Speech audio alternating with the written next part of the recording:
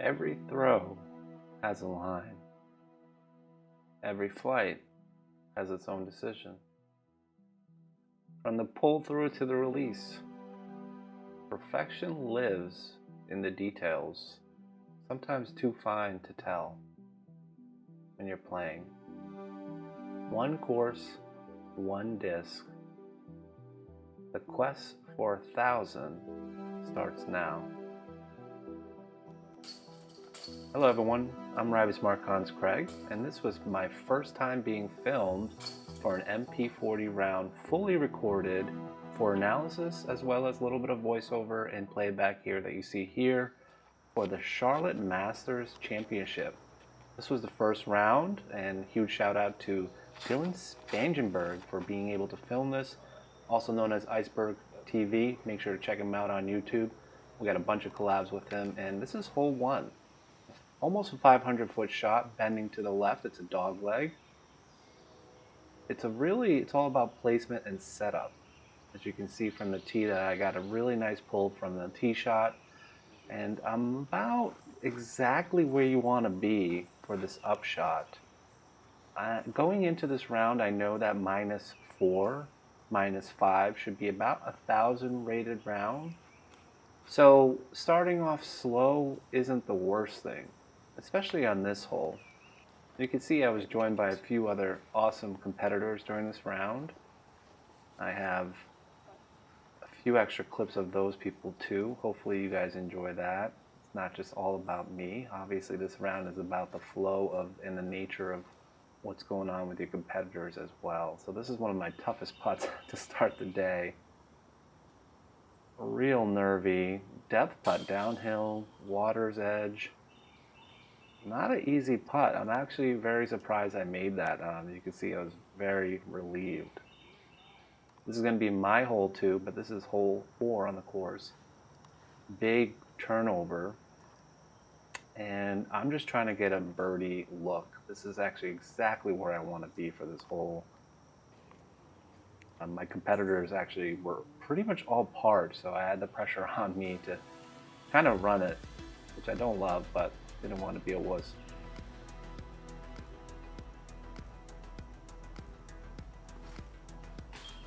Gave it a really good bid. Definitely tried there. And just a routine cleanup here. Happy with that. Par. Again, par is okay. I think I tend to kind of warm up on this course toward the end of the course. There's a few holes, and then I get a few in the beginning. I usually stink in the middle, so you can usually 3, 4, 5, 6 is where I like to get a little few to warm up. It's parked. That was a really good pull by Joshua Moody. Kind of killed it out there. Fun guy to watch from the Triad area. And this is going to be my CD1 on hole 5 here. It's a water shot and water carry. I'm very relieved there. If you don't make it through, you're looking at bogey or worse, because the drop zone is not easy. And I'm looking for birdie here. I'm really excited. If I make this, I will move up to at least 965. Nope, staying at 950, which is fine. Again, 950 is my average rating. I'm 960 rated. So this was kind of, routine to kind of start slow. We're MP40-olds like to start slow here. One day I'm going to start off firing, I promise.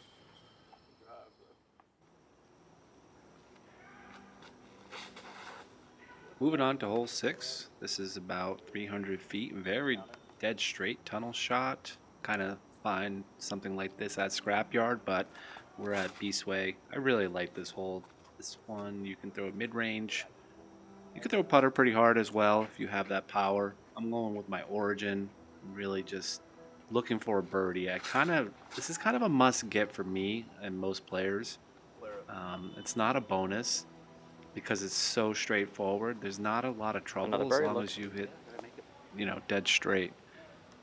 So here I am. I'm hoping this will be my first birdie and bouncing from 950 to about 965.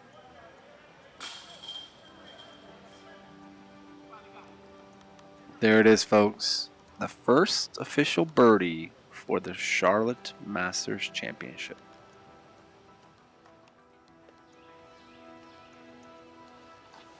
Hole 7, probably the hardest backhand shot on the course. If you don't have a forehand, you can say goodbye to a birdie chance. But not when you have an origin. I mean, that was money. I couldn't have thrown that any better. Honestly, I think that would have been my best throw ever on this hole. The Harry Chase origin. Make sure to grab one next time you see Harry Chase. He is our guy, GMT sponsored player. Expect big things from him next year. But yeah, I'm really happy about that one. And that's 2 in a row, folks. So I am really thinking I'm at 970 right now. And this is hole 8. I love this hole, except for the fact that I don't usually know what to do. I really pured that gap that time. I want to say 70% of the time I take a hyzer. So to take an origin up the gut like that, I'm really feeling it right now, and hopefully this putt will show everyone that I mean business. That, folks, is jumping me up to a 980, 985. I'm really pumped about that. That was one of the most exciting, I would say, turkeys I've gotten all year, and the fact that it was on camera, pretty cool stuff. This is actual coverage, folks. This is not made up. This is not a casual round. A lot of pressure on even with the camera on, sometimes that can add even more pressure. It's not the easiest gap, as you can see, but it is a hyzer. I actually kind of forgot about this hole. I don't usually do well on this hole. Now I remember this hole. This is just my least favorite hole, I would say, at Eastway, and I'm just trying to save par. I actually kind of tend to walk up to this hole and think just par. It's such a bonus for me. I'll look at the hole stats in a sec here. Yep, there they are. Really, par game is fine. I'm at 985. I'm at where I want to be. I'm pretty excited. I'm laughing, having a good time on the course. Also, I'm looking pretty good. Make sure to check out our gear at the GMT shop. And here we go. This is hole 10, I believe. Nice turnover shot there. Wicked short. I never get this one. This is such a bonus. This is a start of the middle hole stretch where I tend to just slow down a lot. And I'm just laying up. Nothing wrong with keeping strokes off the board. At this point, I think I'm 3 down, and I'm most likely in the middle of the pack. Obviously, I have David Deal out there, who is really good. And that was not good. Oh my gosh.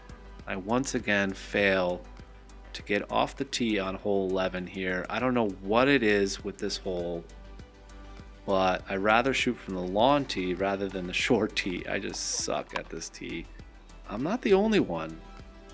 You can see we're literally at the same spot, and I have a very tough up here and approach. Not thrilled about this.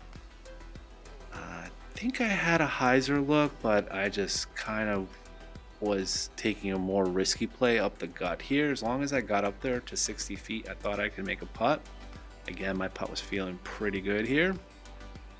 And I'm at 980. So to shoot 1,000 rated round, I only shot about 8 or 9 of those this year. At the height of my career, 2018, 2019, 2020, I had about 15 to 20 a year. So they're slowing down. But that 1,000 rated mark is not easy, folks. I'm not making a lot of mistakes here. You could tell here I'm playing pretty good golf. And here's Andy Wiler on hole 12 at Eastway. Absolutely pures it. This guy's good. I can't wait for people to see more coverage of this guy. Stay tuned to our skins match coming up very soon. MP40 with him, Barry Schultz, MJ, and a special guest. That's coming out this Sunday, December 21st. And I pured this one, finally. Yeah, I think I was really upset that I got the bogey on the last hole, so that jumped me down from 985 to 970. So I was really happy I got back to the 985 mark. We're going to have some fun. And yeah, that's a birdie, folks. And we're on hole 13 here. This is such a tough tunnel shot. My thought process is just be cautious. Just flip the essence as best as you can up the middle. Don't do anything fancy. I somehow got a putt here, which that's just a bonus. If you can get a putt on hole 13, that just is just great. It means you're puring the gap. So the rough can be pretty rough on the side, and I'm just happy that I have a putt for par. Nice steady steam on that putt too. You can clearly tell I have a lot of confidence in my putts still. And I was doing a lot of push-ups at that moment, so they're coming out hot. Great shot, Andy. Oh, Andy with the absolute killer backhand on hole 14 here and got a little rob there. That was a really nice play. And I'm going to be throwing, I can never decide what to throw on this hole. It's a baby hyzer, so I think I go origin, but I honestly could throw FD. I could throw a lot of discs on this hole. And that is not a mistake you want to make, folks. I am at the 985 mark, and this is going to be most likely the trickiest lie of my day. I seem to always be here on this hole, and it's not easy from here. Look at this trap. I think I'm taking my Cosmic Fury and trying to get out, or a Link. And I always take the hyzer, but it's very risky. This could totally ruin and backfire here. What feels like a 980 now feels like a 965. Because I don't have too much confidence in this putt. This is far. Yeah, that's a bogey, folks. So yeah, just like that, I accumulated 2 bogeys, and I don't really know where they came from. I mean,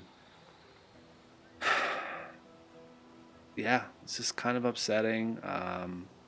I was kind of on a roll, but yeah, there's still a lot of holes left. So 15 and 16 and 17, I tend to do well on those, especially on 1 and 2. So I have about 5 birdie chances left, and if I can still make that 1,000 rated mark, and you can see that everyone's playing well. Yeah, -2. That's kind of what I thought I was at.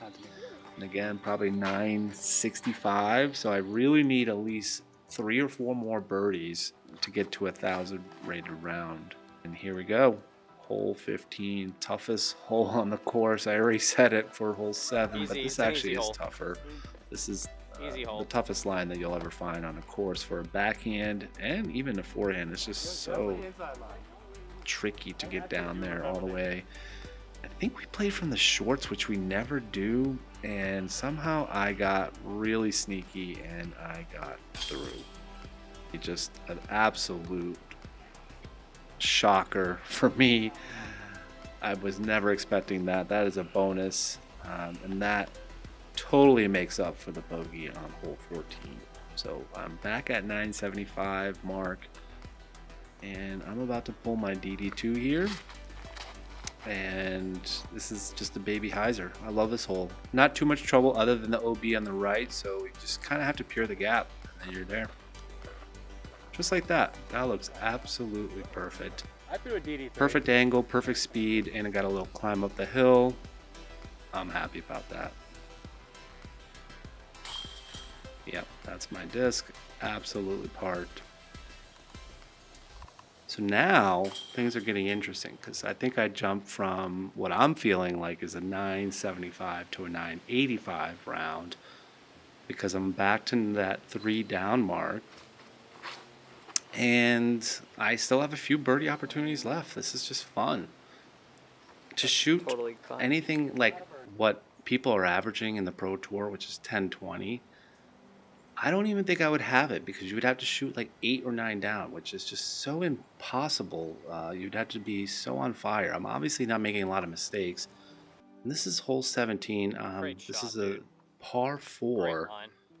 It's a tricky par 4 because it's such a dog leg and it's pretty long and there's OB everywhere on the deep side and to the right. So you just want to throw a hyzer and kind of land where my disc is now. That would have been nice. I obviously hit a little early on the backside, so I had a weird approach and still have a chance. Oh, and that was a great upshot. Took my time, didn't rush it. My thought process at this point is just to save par. Tap in for 4. I'm really happy about that. This whole averaged probably above par, usually does. It's hole 18. This is the round ruiner. You really just want to get through the chute here and get a good spot. And I'm going for it, folks. I'm trying to push one up there as fast as I can with my essence, my stable essence, which is going to come back for me a little bit. And it did, and I'm really happy about that. You can tell I'm in a great spot, but unfortunately I'm still a little pinched. I don't have the distance to reach a 400-foot carry, because that's all OB at this point, so I'm going to have to most likely make the decision to go around. I like the drama of trying to figure it out, but I don't think I can make it, so there's no point trying to keep my 1,000 rate around. This is a par 5, so if I can get through around this corner and push through, I can still get a birdie, which would be pretty awesome. This is a very telling hole. You want to go home after this hole sometimes. Unless you're Joshua Moody and you just want to go to the bar. Wow. Oh my gosh. What a great shot. This is going to be a very difficult approach. And I remember Dylan and I were going back and forth. He was acting like my caddy and he said, no, you need to throw the essence. Because I was going to throw something else, I can't remember, maybe like CD1 or DD3, but you can tell right there that that essence was probably the best choice of the round. And I was able to save my par, still saving my 985 round right now. And I'm pumped about that. That was after hole 18, you just want to go to the pool too. It's just it's so exhausting. So we're going to be moving on to hole 1. This is the starting hole for Eastway. Such a great course. This is a great starting hole too.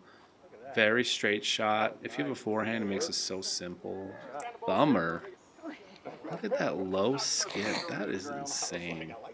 Super impressed by that. And back in the day, I could throw a thumber that far. I'm not going to do it when I'm 40 years old. My rotary cuff here. Got away with one there. And I'm just going to stick to my essence. I've been kind of feeling with the essence. I just had essence shots on hole 18, that approach shot. And it's kind of a very similar angle, distance, speed, uphill, about 330. But I'm pretty excited about that because now I have an opportunity to jump from 985 to 995 or 993, depending on how much stroke separation points are worth. 300 feet. There's, this one creates a lot of pressure for you because, especially if you're starting on 2 or 3 and you have to end on this one, you just totally want to get this. If you start on it, you're not too upset, but if you're ending on it, it's almost like a must get. You almost always have to get it. And then if you don't get it, you get a little upset. And I have one hole left, folks. If you paid attention to this round this whole time, and you know that I'm, originally I thought 4 or 5 down is going to be 1,000. I mean, I'm right there, folks. I am literally right there. So, yeah, happy as a clam. I'm at 5 down. I'm at this point might have even thought that I've reached 1,000. Like you can see that I was super excited, and this is it, hole 18. Let's check out some of the drives.